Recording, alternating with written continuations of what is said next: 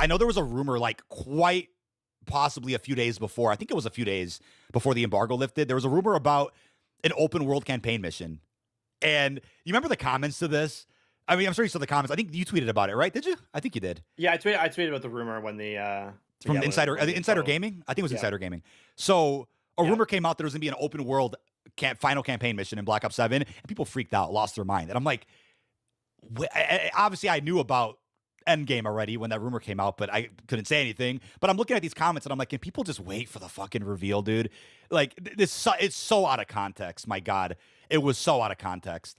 The rumor that it popped up, like it did nobody any good. Even posting about that.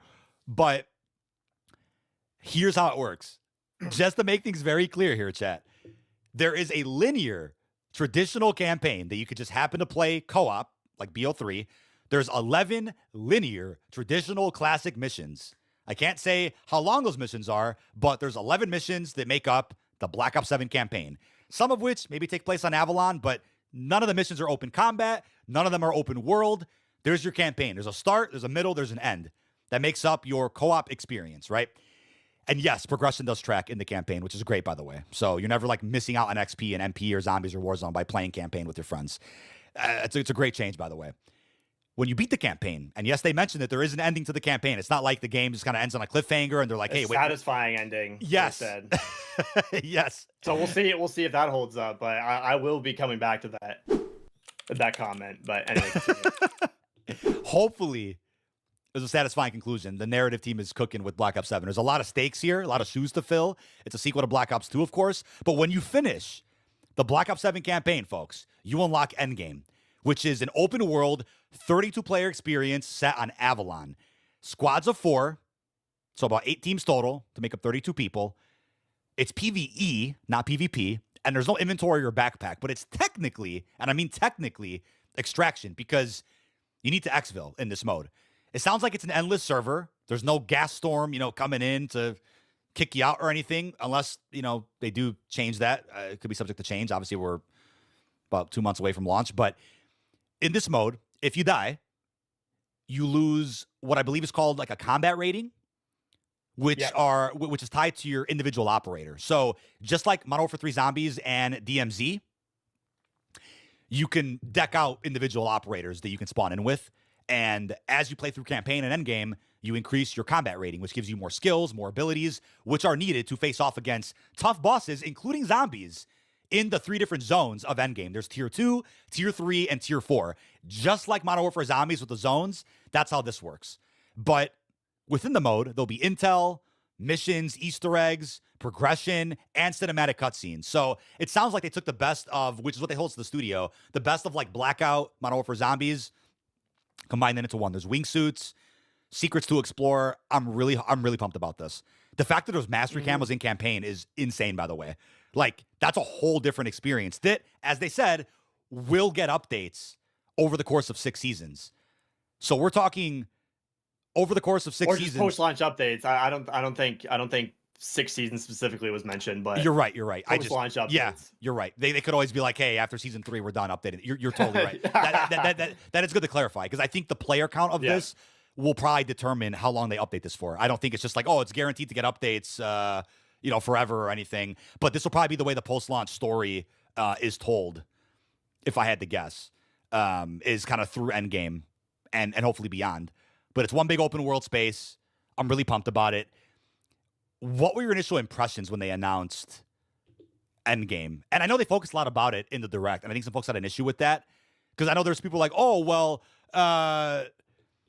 campaigns will be the least played mode. Why are they focusing so much on it? I'm like, I think their goal is so that it's not the least played mode, or so that it doesn't just remain the least played mode. They want this to be kind of on par somewhere with zombies and multiplayer, and probably even Warzone. I mean, there's a chance that this mode gets more content than Warzone does with certain seasons. How do you feel about it? Yeah, I mean, obviously, you're talking about post-launch updates, and they talked about Endgame as sort of an epilogue to the campaign story, kind of like what happens after. I think that's very cool. Everything is green for me, to be honest. Like, I'm really liking everything that this sort of is standing for currently.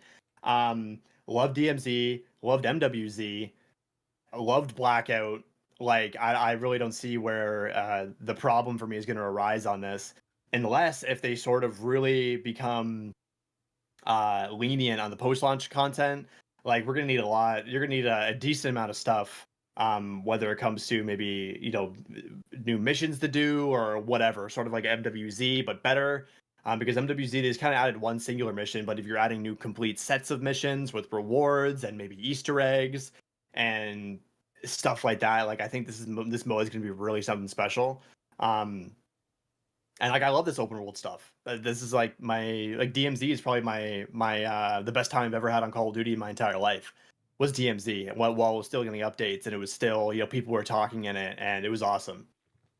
And when I think about this, I just think like much like DMZ that people are going to sleep on this. They're going to not really take this seriously. It's like, oh, the campaign mode, whatever. But if there's good content in it, if there's rewards and stuff, I think a lot of people are going to be scrambling when it comes to trying to cover this.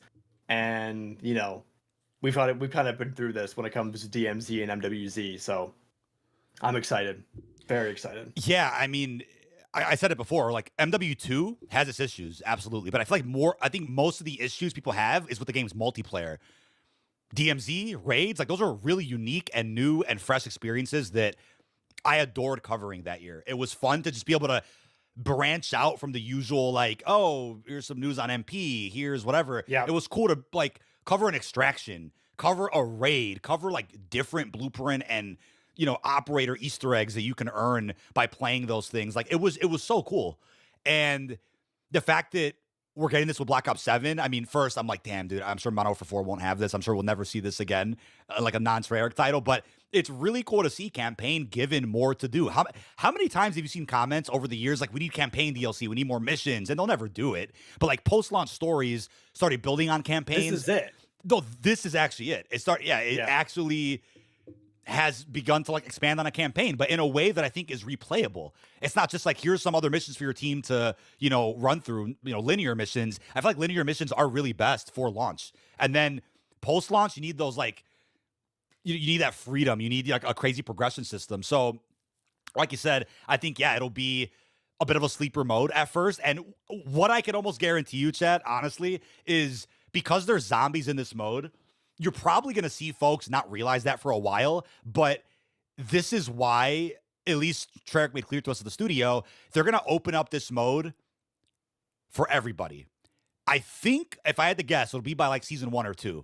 What that means is that, yes, you still have to pay for Black Ops 7 to play campaign and Endgame. It's not like a Warzone free-to-play thing. But if you don't beat the campaign, you'll be able to play Endgame for free. I'm doing with quotations, for free, without beating the campaign, probably during like, I don't know, season 1 or 2. Because think about it. If they're going to be updating this every season, they wouldn't want to be like, hey, we're adding this, and this. But by the way, you got to beat missions 1 through 11.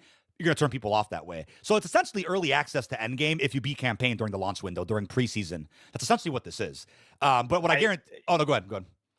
I was going to say a clarification in chat. Someone said, is Endgame getting camos? And, they kind of blurred the lines a little bit when talking about Endgame and campaign. Campaign is technically Endgame. It's just a replayable mode inside of the campaign, which is multiplayer. And campaign has camos. So I guarantee that's where most of your camo grinding will probably be done, is in the endgame mode, not in the linear missions. If I were to make just a inference based on how campaigns go.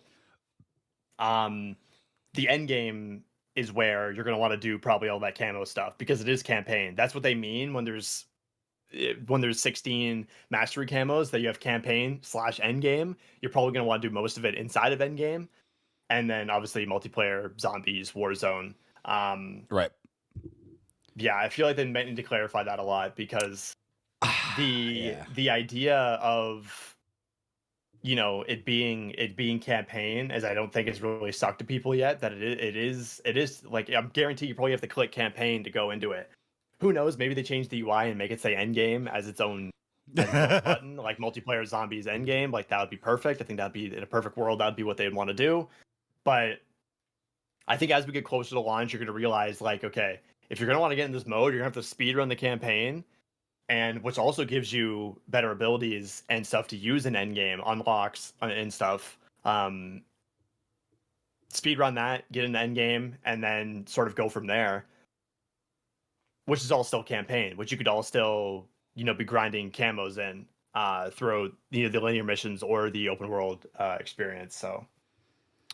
So yeah, I think there'll just be an option, which obviously people aren't going to do long term. Is if you're playing missions 1 through 11, let's say by like season 3 for some reason, that progression will still count towards your player level, your weapon level, and your operator rating will continue to be progressed while you play missions 1 through 11. But when you really want to get through something, you're going to want to just play Endgame. You could just go play Endgame. So I'm pumped though. I'm pumped. They for it. said I mean, yeah, Killer Stitch said, "Are you allowed to say that Endgame is playable solo?" And I think they confirmed that you can play with up to 4 people.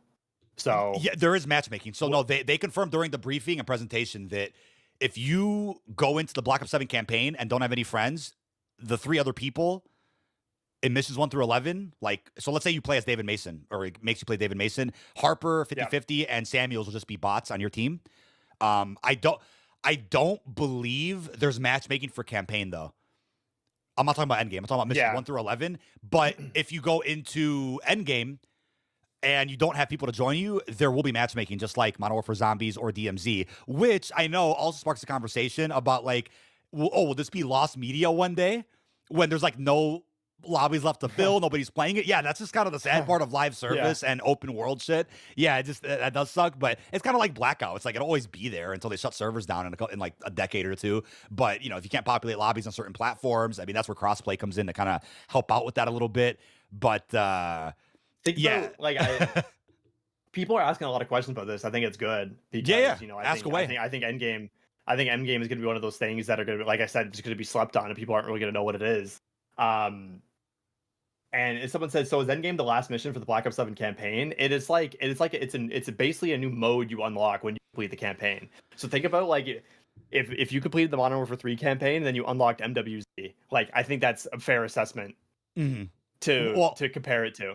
Also think about like World at War. You beat the campaign and you unlock Nocturne and Toten. You unlock it's the exact same thing. It's the exact same thing. I think that misinformation, like there was misinformation like at a few places. I think I saw like a few days before the embargo, someone's like, "Oh, you play as Karma, Harper, Samuels, and David." It's like close. It was not Karma's not the 4th player. She's in the Vault Edition as an optional person, or as an optional skin. And people also said that it's like the last mission. It's not really a mission. It's a whole different mode. Missions 1 through 11 are your campaign. That's genuinely how it works. Yeah, from my understanding, it's a brand new mode you unlock. But because it's an epilogue, they're gonna try and maybe make you complete the campaign first, so you get maybe more context into why things are a certain way inside of Avalon. I think that would be a fair assessment.